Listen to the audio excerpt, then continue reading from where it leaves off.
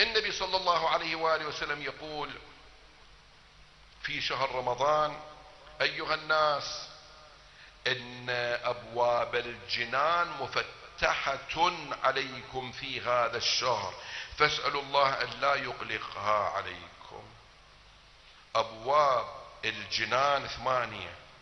هاي الأبواب 8 مفتحة على من؟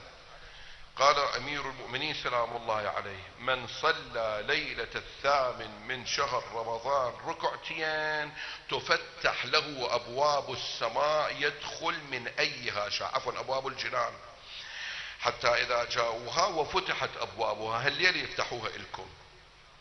اعملوا عمل هذه الليلة.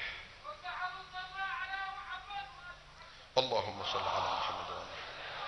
عمل هذه الليلة ركعتين كل اشتغله، كل ركعة بعد الحمد 10 مرات سورة قل هو الله أحد، يعني دقيقتين تأخذ وقت.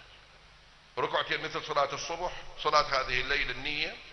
كل ركعة بعد الحمد 10 مرات تقرأ سورة التوحيد. بعد ما سلمت على قعدتك 1000 مرة قول سبحان الله.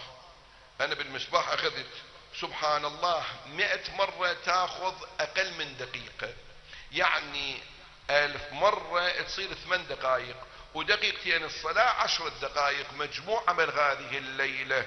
ولكن هنيئا لمن يصلي صلاة هذه الليلة تفتح له أبواب الجنة. الجنة تنتظرك، يدخل من أيها شاء، من أي باب اللي تريد تدخل. صلاة هذه الليلة مؤمنين مؤمنات لا تفوتكم قبل ما يفوت الأوان. رمضان إجاكم،